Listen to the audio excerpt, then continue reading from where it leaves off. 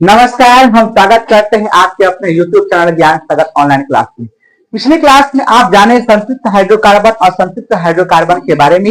हमने आपको हाइड्रोकार्बन आपको चार तरह से बताया, संतृप्त और संतृप्त, एलिसाइक्लिक, एरोमेटिक। और पिछली क्लासेस में हम लोग एलिसाइक्लिक हाइड्रोकार्बन और एरोमेटिक हाइड्रोकार्बन के बारे में भी अध्ययन किया।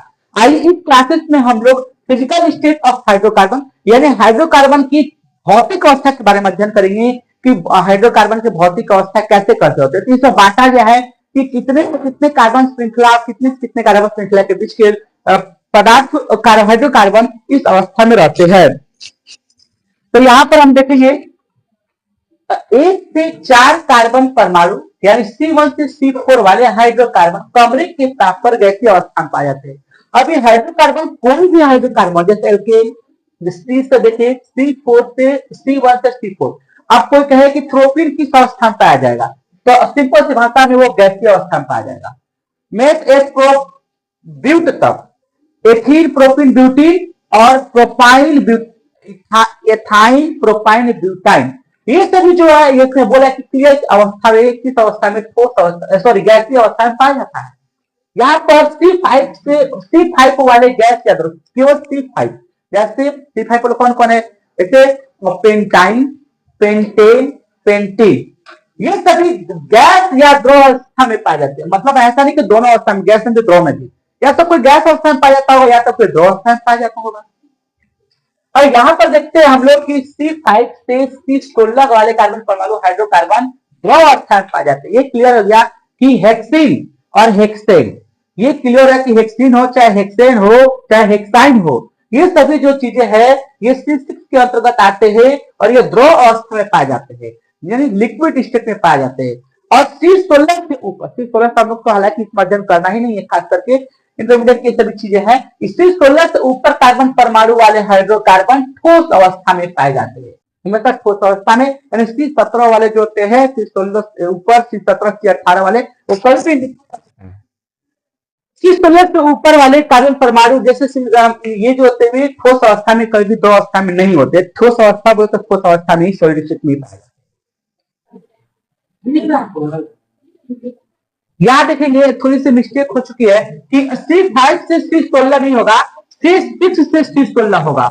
मैंने वहां पे गलती से बताया। तो हेक्सीन, हेक्सेन, ये जो चीजें हैं आपको द्रव अवस्था में ही पाया जाएगा। तो C6 से C16 तक तो ये जो चीजें हैं वो द्रव अवस्था में पाया जाता है। आइए हम लोग एल्काइल के ग्रुप के बारे में पढ़ते हैं। हालांकि यह फंक्शनल ग्रुप का कार्य करता है, क्रियात्मक समूह के रूप में कार्य करता है, फिर भी इसको हाइड्रोकार्बन के अंतर्गत नहीं गिनती करेंगे हम लोग। एल्काइल एक अलग से टॉपिक से, इसको हम देखते हैं ध्यान से कि आगे जब फंक्शनल ग्रुप पढ़ाएंगे तो उसमें एक चीजें जोड़ेंगे हम। एल्काइल में होता क्या होता है कि जब हम एल्केन से एक हाइड्रो को हटा देते हैं, CnH2+ में एक हाइड्रो हटा दिए तो ये एल्काइल बन जाता है यानी CnH2+1। ये आप जो देख रहे हैं ये पीला कलर का ये वाला पार्ट ये हमेशा एक रहेगा। ये क्यों रहेगा आप बताएंगे, थोड़ा सा वेट कीजिए।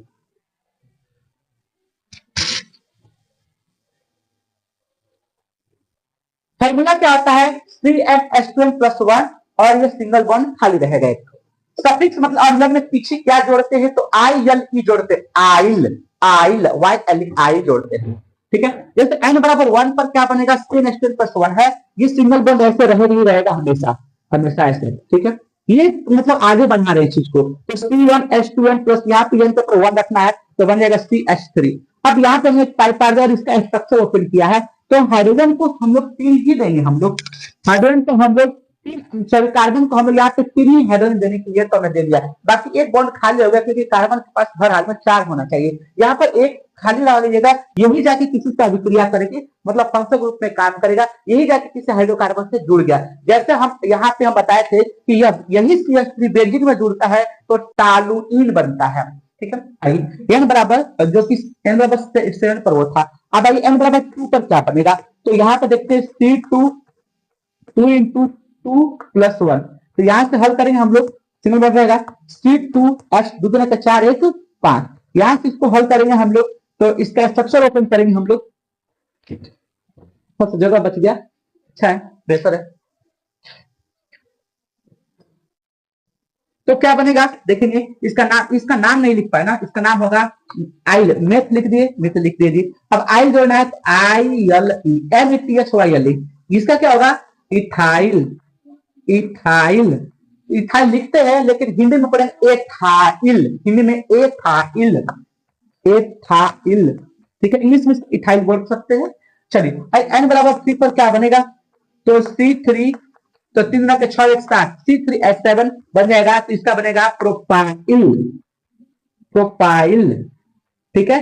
आप स्ट्रक्चर ऐसे जुड़ कर सकते हैं, ठीक है। अब इस पे 7 देना है तो एक यहाँ, एक यहाँ, एक यहाँ, एक यहाँ, एक यहाँ, यानी 2 4 हो गया यहाँ पे, 5 6 देखेंगे, 4 2 6 और 1 7, साथ में लेकिन एक खाली बॉन्ड जरूर मिल जाएगा आपको, तो ये खाली छोड़ देंगे हम लोग, यही जाके किससे जुड़ जाएगा।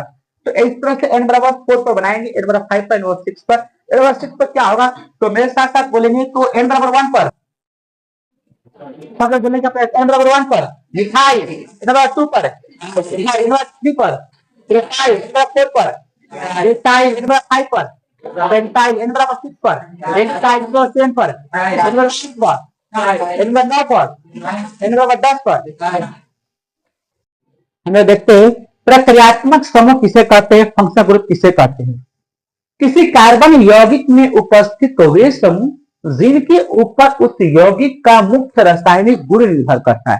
अब ये सर स्टेटमेंट है क्या, हम बोले कि किसी कार्बन यौगिक यानी उसमें कार्बन जरूर रहेगा, उपस्थित वे समूह मतलब कोई अलग से ग्रुप जुड़ा रहेगा, जिनके ऊपर उस रासायनिक गुण मतलब वो जो अलग से जुड़ा रहेगा उस पर भी रासायनिक गुण निर्भर करेगा, उसे फंक्शनल ग्रुप कहते हैं। भैया कोई चीज समझ में नहीं आया, इसे अभिलक्षक समूह कहते हैं। हम इसको हम समझाते हैं। अब आप देखेंगे कि यह जो स्ट्रक्चर बना रहे हैं यह है इथेन, ठीक है, इथेन है, यानी इसका स्ट्रक्चर C2H6 होना चाहिए, तो C2 हो गया H6, ये हो गया हाँ H6 यहाँ पे, ठीक। लेकिन अब यहाँ पे जरा देखेंगे, अच्छा इसमें एक टॉपिक आता है विषम परमाणु के बारे में, ठीक है। तो विषम परमाणु क्या कहलाता है, समझ लो विषम परमाणु हेट्रो एटम्स के बारे में। ऐसे यौगिक जिसमें हाइड्रोजन को प्रतिस्थापित करने वाले तत्व, हाइड्रोजन को प्रतिस्थापित, देखिए आप पूरा फुल हो गया है ऑर्बिट, सॉरी बॉन्ड कार्बन पास इसका, तो ऐसे तत्व जो हाइड्रोजन को विस्थापित कर दे उसे ही हम लोग विषम परमाणु कहते हैं। और हाइड्रोजन को विस्थापित करके या तो डबल बॉन्ड में लगाएंगे या तो हम लोग वहां पे फंक्शनल ग्रुप लगाएंगे। हाइड्रोजन को विस्थापित करके या तो डबल बॉन्ड लगाएंगे या तो हम उसे फंक्शनल ग्रुप जोड़ेंगे। तो हाइड्रोजन को विस्थापित करने वाले तत्वों को हम लोग यहाँ पे विषम परमाणु कहते हैं। अब यहाँ पे हम हाइड्रोजन हटा रहे हैं, विषम परमाणु एक अलग टॉपिक, मतलब इसी से जुड़ा हुआ एक अलग चीज है। हम इससे समझा रहे कि फंक्शनल ग्रुप किसे कहते हैं।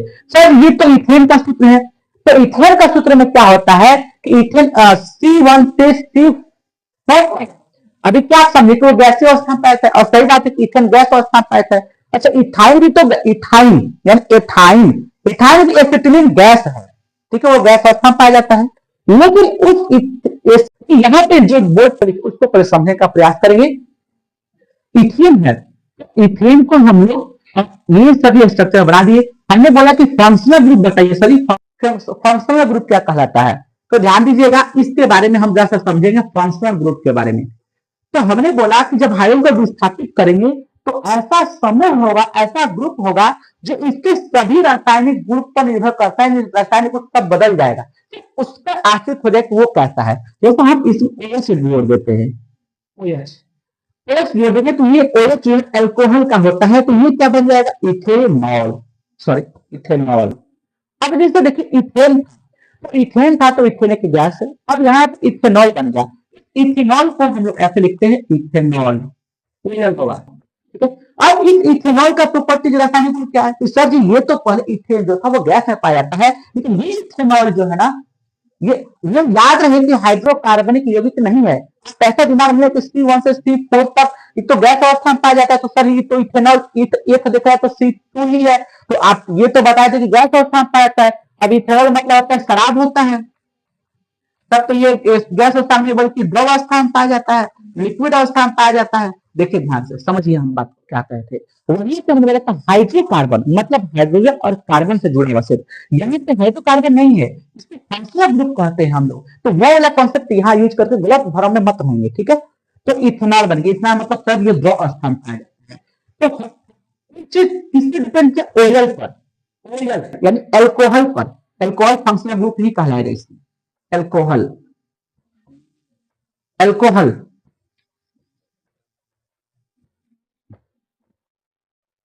ये ओएल है, ठीक है। अल्कोहल यानी ये फंक्शनल ग्रुप है। फंक्शनल ग्रुप किसे कहते हैं, किसी कार्बनिक यौगिक में उपस्थित हुए समूह, देखो ये कार्बनिक यौगिक के कार्बन है, इसमें कार्बनिक यौगिक है, इसमें उपस्थित हुए यौगिक जिनके ऊपर उस यौगिक, जिनके ऊपर मतलब इनके ऊपर इस यौगिक का, इस यौगिक का रासायनिक गुण निर्भर, जैसा इथेन था तो इथेन गैस था, और OH डाल दिया, OH का गुण ही बदल गया पूरा रासायनिक गुण, कि सभी भौतिक अवस्था भी बदल जाए, मतलब एक रासायनिक गुण निर्भर करता है, रासायनिक गुण बदल गया, इथेन जो था वो गैस था, अब ये इथेनॉल बने तो द्रव अवस्था में हो गया, ठीक है। निर्भर करते उसे फंक्शनल ग्रुप कहते हैं, या किसके फंक्शनल ग्रुप कहते हैं, इसके साथ बहुत सारे ऐसे चीजें, OH हाइड्रोजन ग्रुप जुड़ेगा इसमें, बहुत अल्डिहाइड जुड़ेंगे इसमें, अल्डिहाइड जोड़े, कार्बोक्सिलिक जुड़ेंगे, तो सब फंक्शनल ग्रुप के अंतर्गत आते हैं। अब आइए कौन कौन से मुख्य रूप से फंक्शनल ग्रुप उसके बारे में अध्ययन करते हैं।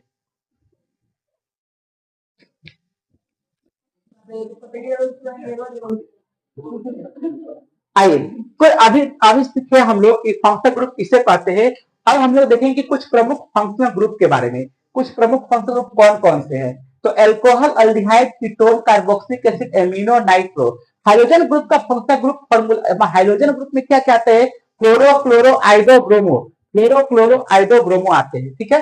पहले इनके सूत्र भी होते हैं, जैसा हम अभी आपको बताया कि एल्काइल ग्रुप में CH3 एक बॉन्ड खाली रहता है, तो यही CH3 इसके साथ जुड़ जाएगा, जुड़ जाए, OH में खाली एक बॉन्ड, ये भी खाली है, ये भी खाली है। अब ये कैसे होता है हम बता रहे, ये ऐसे होता है,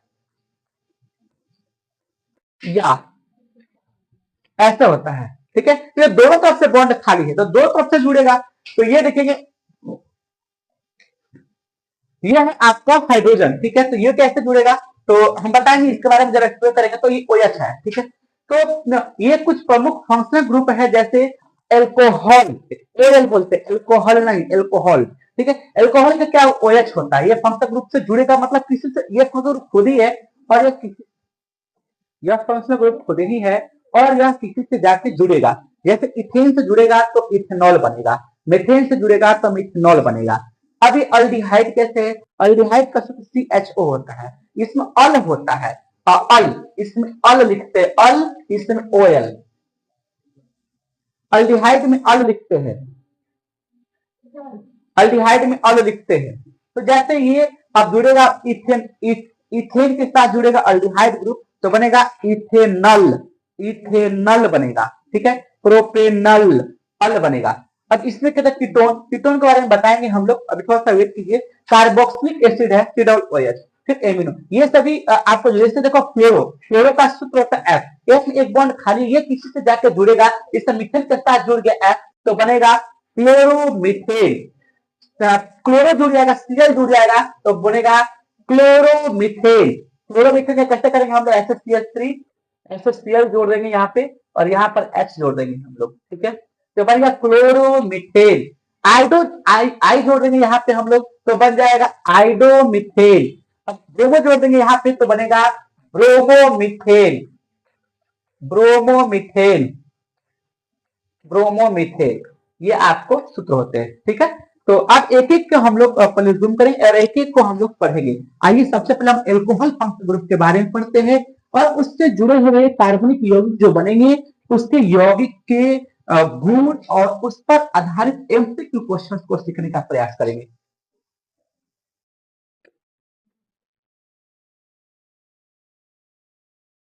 आइए एल्कोहल ग्रुप के फंक्शनल ग्रुप के अंतर्गत हम लोग एल्कोहल का अध्ययन करते हैं विस्तार से। एल्कोहल मतलब यहाँ पे देखेंगे, यदि कार्बन श्रृंखला में functional group, functional group alcohol मतलब OH उपस्थित हो, तो अनुलग्न यानी सफिक्स के रूप में OL लगाते हैं। अब OL कैसे लगाएंगे हम लोग, देखिए हमने सबसे पहले जाना कि ये आया कैसे, तो सबसे पहले सभी एक सूत्र था एल्केन, एल्केन में OL जोड़ेंगे हम लोग, तो बनेगा एल्केनॉल, ठीक है, बनेगा एल्केनॉल। अब एल्केनॉल का कहा देखिए मिथेनॉल, मिथेनॉल एल्केन आ रहा है, एल्केन में एल एल के एल्केन के यानी तो एल यानी मिथेनॉल, प्रोपेनॉल, ब्यूटेनॉल, एल्केन यानी एल्केन का यहाँ पे झलक दिखाई दे रहा है। ठीक है, सर यहाँ देखिए यहाँ से CnH2+1 CnH2+2 यह एल्केन का सूत्र है, इसमें एक हाइड्रोजन हटा दिए और एक फंक्शनल ग्रुप को जोड़ दिए, OH जोड़ दिए, तो बन गया CnH2+1। यहाँ पे दो था, एक हट गया हाइड्रोजन तो बच गया 1 और इसी OH जोड़ दिए। अब ये जोड़ने का मतलब प्लस नहीं है, ये प्लस ये जोड़ने के दिखा रहे, ये प्लस जोड़ा नहीं गया, ये बॉन्ड खाली था, बस बॉन्ड को सटा दिया गया है। अब यहाँ पे देखेंगे हम लोग कि n बराबर 1 पर क्या बनेगा, n बराबर ये सूत्र है, ये हमें भेज दिया है कि ये सूत्र है, यही सूत्र पर सब चलेंगे। Cn यानी n बराबर 1 पर यहाँ पे 1 रखेंगे, यहाँ पे 1 रखेंगे, तो 2 गुणे 1 2 हो जाएगा। Ca1 2 प्लस 1 3, देखिए Cm H2n+1 तो 2 into 1 plus 1, ये लिखे 2 into 1, तो हल्के C1 C1 ये दो में तो 2 प्लस 1 यानी कितना हो जाएगा 3, यानी रेंज तो कोई मतलब नहीं है। CH3 देखिए CH2 एस में OS जोड़ दिए, तो इसके दो नाम आता है, एक साधारण नाम आता और एक आईयूपीएसी नाम आता है। साधारण नाम कैसे बनेगा, तो हमने देखो भाई साहब अभी एल्काइल ग्रुप मैंने पढ़ाया है, एल्काइल पढ़ा है, एल्काइल चल रहा उसमें, चलो यहाँ पे देखिए CH3, CH3 एल्काइल से बना तो मिथाइल बना, तो हमने CH3 लिख दिया CH3, ये मिथाइल से बनने के कारण बना OH जुड़े तो एल्कोहल बनता है, OL OH एल्कोहल लिखेंगे, तो यहाँ पे साधारण नाम मिथाइल का और एल्कोहल का जोड़ दिए मिथाइल एल्कोहल बन गया। ठीक है, यहाँ पे देखेंगे हम लोग आईयूपीएसी नाम international union pure applied and chemistry, UPSC नाम कैसे करेंगे, तो हम लोग तभी एल्केन से निकला है तो मीथेन और ओएल जोड़ेंगे, ओएल एल्कोहल में ओएल मीथेनॉल बनेगा, क्या चीज मीथेनॉल, तो यह नंबर 1 पर मीथेनॉल और नंबर 2 पर इथेनॉल, इथेनॉल को क्या कहते हैं शराब, और नंबर 3 पर सब लोग बोलने का प्रयास कीजिए प्रोपेनॉल, नंबर 3 पर प्रोपेनॉल, एंड नंबर 4 पर, नंबर 5 पर, पेंटेनॉल नंबर 6 पर, हेक्सेनॉल नंबर 7 पर, हेक्सेनॉल नंबर 8 पर, ऑक्टेनॉल नंबर 9 पर, ओरेनॉल नंबर 10 पर, एथेनॉल। चलिए अब देखेंगे, आप देख सकते हैं यहाँ पे स्क्रीनशॉट लगा होगा कि मिथेनॉल के प्रमुख गुण और उस पर आधारित एमसीक्यू क्वेश्चन। तो मिथेनॉल का सूत्र होता है CH3OH। आइए अब चलते हैं इथेनॉल के बारे में। बट अब कंप्यूटर का बैटरी लो हो गया है,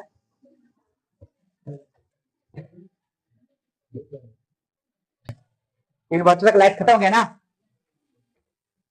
अब आइए n बराबर 2 पर समझते हैं, तो सूत्र क्या होता है CnH2n+1 और OH, यही होता है। n बराबर 2 से सजा दीजिए तो C2H 2 के 4 5 और OH, तो ये क्या बनेगा, इसको जूम कीजिए, यहाँ पे दो को दे दिए और सिंगल बॉन्ड क्यों देंगे, क्योंकि एल्केन से बना है, एल्केन से बनने का सिंगल बॉन्ड रहेगा, तो सिंगल बॉन्ड दे दिए। हाइड्रोजन सजा दीजिए 5 गो, 1 2 3 4 5, अब इसमें एक OH जोड़ दीजिए, OH को हम अलग अलग चलिए OH जोड़ दिए, ये इसका स्ट्रक्चर फॉर्मूला है। ठीक है, अब इसके हम समझे इसका नाम क्या होगा, तो इसके दो नाम होगा। ठीक है, एक साधारण नाम होगा, साधारण नाम, एक साधारण नाम होगा और एक आईयूपीएससी नाम होगा, एक आईयूपीएससी नेम होगा। ठीक है, साधारण नाम में मैंने बताया कि बनेगा इथाइल एल्कोहल, साधारण नाम में क्या बनेगा इथाइल एल्कोहल, एल्कोहल यानी इथाइल एल्कोहल बनेगा। ठीक है, आईयूपीएससी नाम में क्या बनेगा इथेनॉल, इथेनॉल आईयूपीएससी नाम में क्या बनेगा इथेनॉल। अब समझेंगे इथेनॉल के क्या क्या गुण होते हैं। आपको पता है कि इथेनॉल कमरे के तापमान पर द्रव अवस्था पाता है, और इथेनॉल के बहुत तरह क्वेश्चन को समझेंगे हम लोग कि इथेनॉल का क्वथनांक और द्रव्यमान याद रखेंगे। इथेनॉल यानी शराब, शराब का द्रव्यमान कितना होता है और क्वथनांक कितना होता है, उसको बढ़ा दीजिए।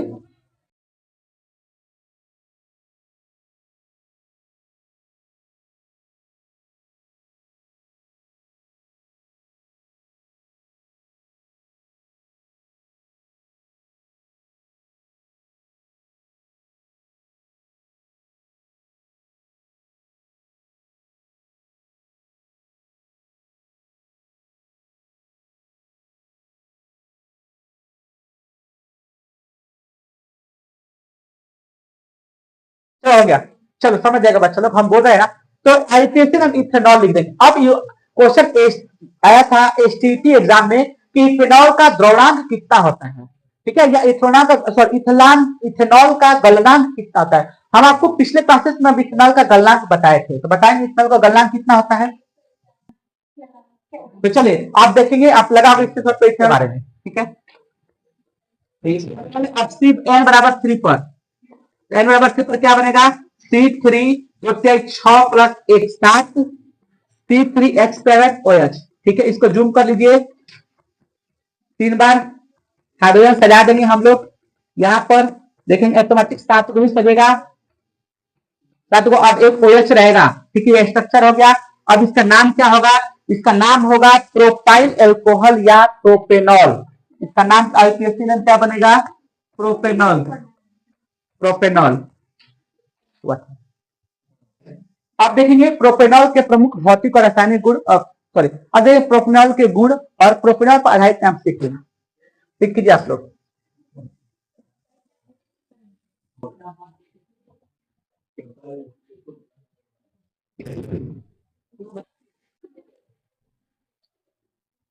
चले एन बराबर 4 पर, एन बराबर 4 पर हम लोग बनेगा ब्यूटेनॉल। क्या बनेगा, ब्यूटेनॉल।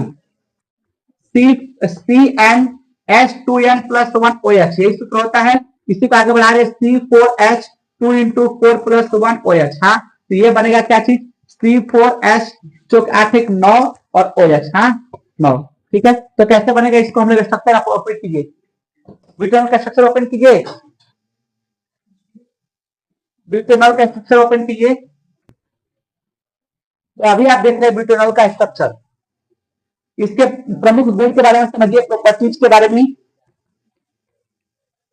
इसके प्रमुख प्रॉपर्टीज के बारे में देखेंगे। आप इस पर आधारित एमसीक्यू को सोल्व करेंगे।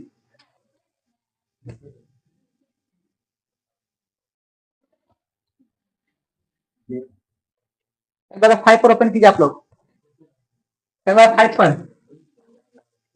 एन बराबर 5 पर CnH2n प्लस 1 OH क्या बनेगा, C5 5 गुना 10 से 11 OH। इसको स्ट्रक्चर देखिए, 5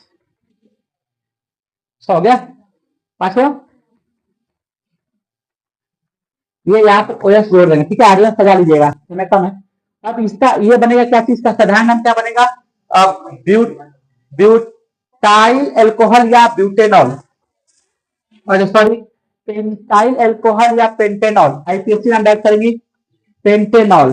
देखिए ये क्वेश्चन नहीं आएगा कि आपको स्ट्रक्चर दे देगा और बोलेगा ये नाम लिखो, क्वेश्चन आएगा कि अब आप देख रहे हैं कि पेंटेनॉल के प्रमुख गुण और उस पर आधारित एमसीक्यू, प्रमुख गुण और उस पर आधारित एमसीक्यू क्वेश्चन आएगा। क्वेश्चन हेक्सेनॉल, हेक्सेनॉल का स्ट्रक्चर फॉर्मूला लिखे, खींचे, स्ट्रक्चर खींचे, ये क्वेश्चन आएगा, बना के दिखाइए।